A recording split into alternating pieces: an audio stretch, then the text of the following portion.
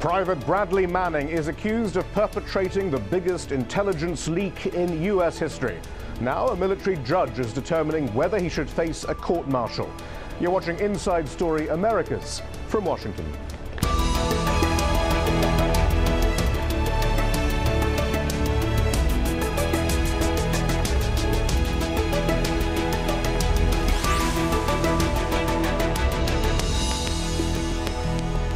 Hello, I'm Shihab Ratansi. U.S. Army soldier Bradley Manning could face as many as 22 specific allegations in the charges that include aiding the enemy and espionage. Manning served in Iraq, where he had access to the secret Internet Protocol router network used by the U.S. government to transmit classified information. He's accused of leaking government secrets to the whistleblowing site Wikileaks. Perhaps the most notorious item, this 2007 video showing a U.S. Apache helicopter in Baghdad gunning down civilians and a Reuters journalist. Come on, fire! God damn it, Kyle. Sorry. I hit my head. But hundreds of thousands of diplomatic cables and internal war logs are also published on the WikiLeaks website and in much of the world's press. WikiLeaks said it was the largest set of confidential documents ever released into the public domain. Free Bradley Manning! Manning was arrested in 2010. For a time, he was held in solitary confinement, sparking protests by his supporters. His conditions were harsh enough to warrant the attention of the United Nations Special Rapporteur on Torture. Earlier, I spoke with P.J. Crowley, the former State Department spokesman who resigned after being openly critical of Manning's treatment. P.J. Crowley, do you feel that what you termed as the ridiculous, counterproductive and stupid treatment of Bradley Manning has invalidated this entire process? Not at all. I felt at the time that his treatment, while it was legal, it was undercutting the legitimacy of this prosecution. And for what I can tell as a spectator of the ongoing legal proceeding, it is, his treatment at Quantico has not played a major role in the case so far. Why do you think he was treated so brutally? That's a question to ask the Marine Corps. I just simply felt that for someone accused of committing a very serious crime under U.S. law, his treatment was a distraction and was making him into a far better and sympathetic figure than I think he is. You don't think it's because the U.S. government right now, more than ever perhaps, is relying on covert action and it needs to scare anyone from revealing evidence of wrongdoing? Because frankly, we're not going to hear about that from the U.S. government itself. Well, I think you've highlighted a number of things that are not necessarily connected. For anyone in the United States government, myself included, who had a security clearance, you assume particular obligations to protect the national security of the United States and the information that is attached to that. Bradley Manning stands accused of violating his oath by providing information, including classified information, to someone who is not authorized to have it. He's innocent until proven otherwise, but I think that this is a very important prosecution in order to allow us to protect information that's vital to our national interest in the future. But clearly he upheld the Geneva Conventions, the Army Field Manual, and international law, frankly. Again, I'm not sure I understand the question. Well, I mean, it is in the Army Field Manual that if there is evidence of war crimes, it is incumbent on a service member to report that. Well, but understand that, there are whistleblowers in our system. Daniel Ellsberg, for example, is a good case in point. He was steeped in a particular issue. He was involved in that process. He tried to change policy from within the system and then eventually found that he needed to move this information out of the public sphere to get a debate going. WikiLeaks is fundamentally different. It's about 750,000 documents touching on every relationship the United States has in the world. So if somebody wants to ask a question about how we conducted operations in a place like Iraq, fine, we can have that debate, but that has nothing to do with a release of a classified cable regarding the United States relations with Mexico, for example. So, but there is, if there's wrongdoing. But finally, though, is it still your concern that Bradley Manning is prosecuted and not those we now know committed war crimes? Well, again, Bradley Manning stands accused of violating his oath of office. It's a serious crime under U.S. law to provide classified information to someone not authorized to have it. This is an important prosecution. And I'm glad that maybe through my comments and the efforts of others, the issue that's before the the court will be what did Bradley Manning do, and the issue will not be what the United States, how did the United States treated him. So, should Private Bradley Manning be on trial, and is the Obama administration being too tough on him? To discuss that, we're joined from Rio de Janeiro by Glenn Greenwald, a columnist for Salon.com, who's covered the Manning case extensively. Here in the studio, Daniel Ellsberg, who PJ Crowley just mentioned, in fact, the former military analyst and whistleblower who famously leaked the Pentagon Papers in 1971. The documents shed light on U.S. decision-making in Vietnam. He supports Manning and has been attending the hearing. We also have with us Clifford May, a national security analyst and the president of the Foundation for the Defense of Democracies. Daniel Ellsberg, you have been at the hearings. From what you've seen, is justice being done? Is this a fair proceeding? I don't think justice can be done by a court-martial in this particular case because of the circumstances of the last 19 months so far. Certainly the evidence presented by the prosecution is more than enough to bring charges against him, to bring a court-martial, just as the charges against me had plenty of evidence, and I never criticized that I was put on trial. I was, in fact, we'll come back to that perhaps, the first American to face these charges. But for the commander-in-chief to have announced publicly that he regards Bradley Manning as guilty, as having broken the law, before any proceedings, whatever, have taken place, before any evidence, certainly before conviction, is not just undue command influence, or let me put it another way, it is undue command influence. I think it's absurd to think that military officers in a court-martial, who are all subordinate to the commander-in-chief here, can think that they can contradict him without any reservations for problems for their own career, I think is absurd. So and in fact, we do actually have President Obama, the commander-in-chief's comments about Bradley Manning. The audio is a bit tough to hear, but we have subtitles. Let's see if we can take a look at that. If I release that I'm not authorized to release them, I'm breaking the law. We're a nation of laws. We don't individually make our own decisions about how the laws operate. No, he's so fine. I mean, he's being courteous and he's asking questions. No, he broke the law. Glenn Greenwald then. Yes, sir, go ahead.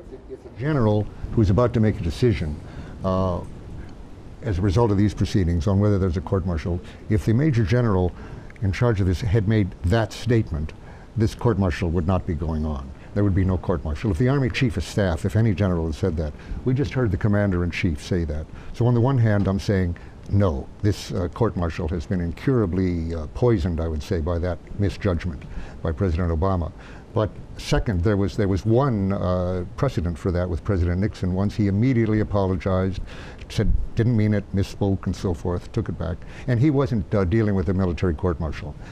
The major thing, I would say, though, is that the treatment, which Crowley resigned as saying that it was counterproductive and so forth.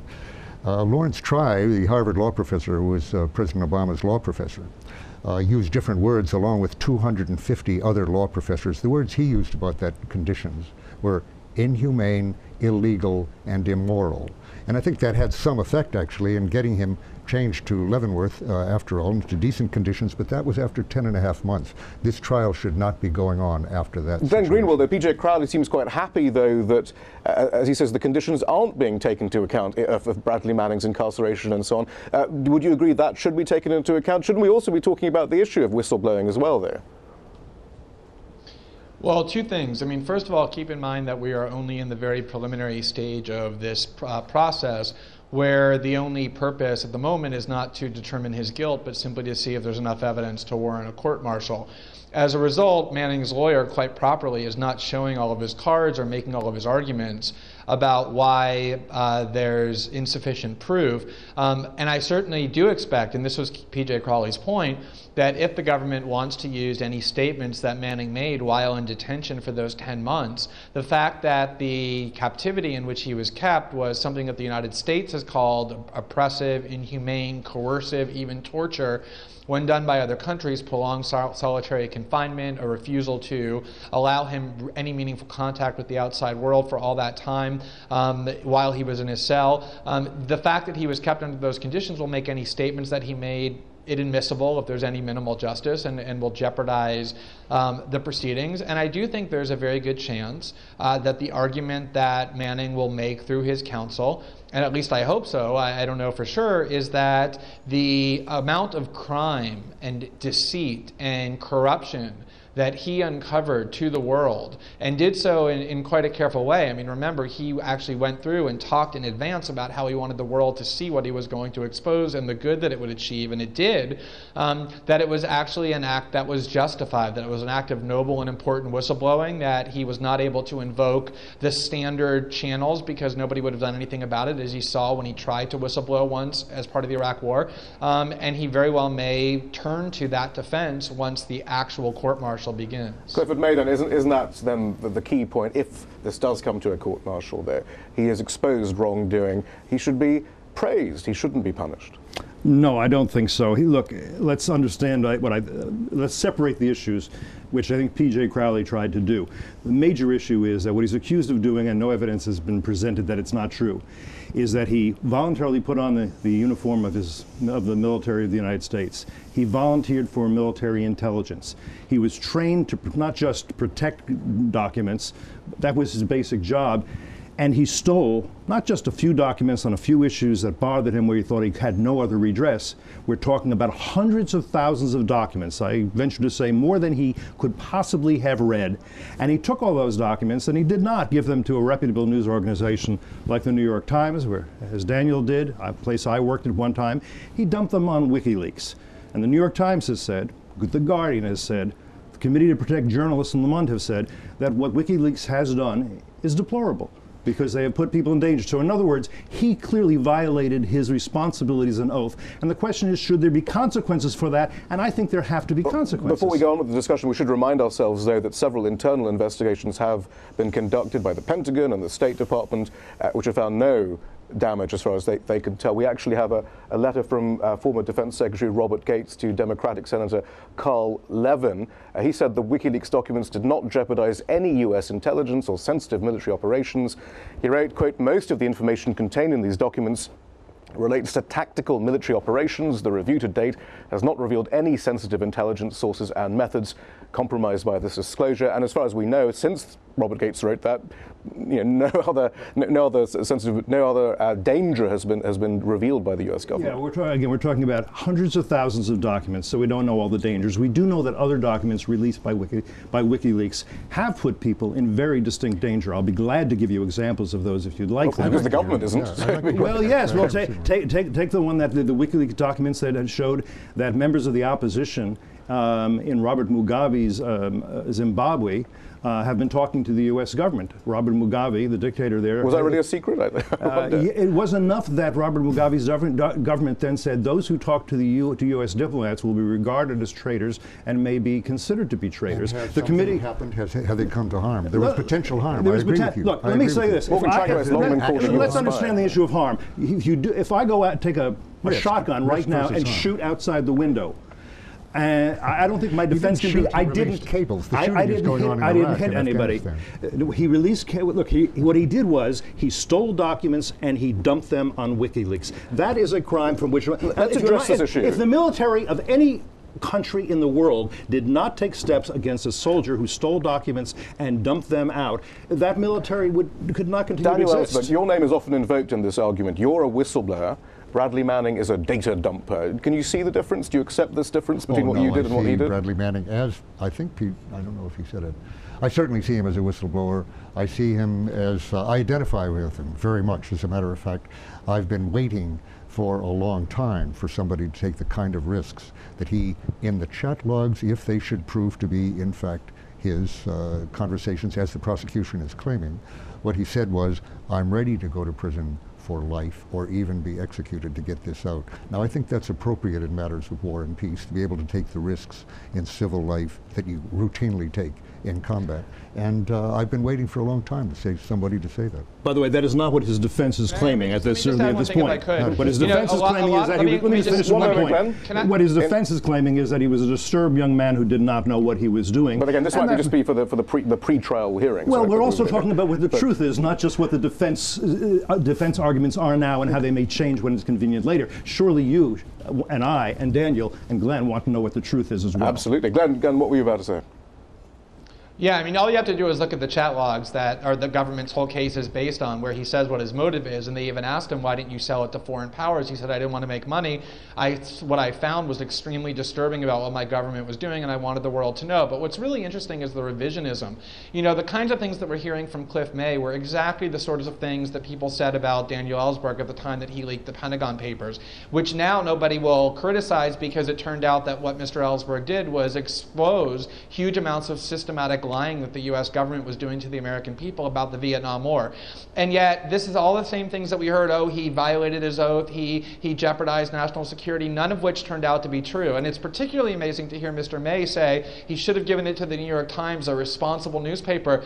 The neoconservative right in the United States, throughout the Bush years, every time the New York Times published something that the Bush administration was doing wrong, called for the prosecution of the New York Times when they exposed the warrantless eavesdropping scandal, when they exposed the privacy-invading Swift Bank scandal. There's a group of people in the United States who immediately will take the side of power, they're authoritarians, and believe that the government should be able to commit all sorts of crimes under a complete wall of secrecy and call for the punishment of journalists and the people who expose it, and that's exactly what is being done in this case. It's no different. Clifford May, I mean, that is another argument, that there is an unprecedented level of secrecy and a lack of transparency under the Obama administration, despite any promises he might have made before he was elected. And there's a great deal of collusion in the media. We have no chance, or at least most people who are relying on the media have no chance to really know what's going on. Actually, we do also have a graphic about President Obama, what he promised and what he actually did. He did promise that he would protect whistleblowers. He said they were often the best source of information about waste, fraud, and abuse in the government. However, his administration instead has aggressively pursued government leaks. There have been more whistleblower prosecutions under his administration than all previous presidents combined. 5 people have been charged under the 1917 Espionage Act since Obama took office, including Bradley Manning. Others were working for the FBI, the CIA, and the National Security Agency when leaked. Unprecedented secret, unprecedented covert wars. We actually have no choice, actually, Pat, to rely on whistleblowers to know what's going on.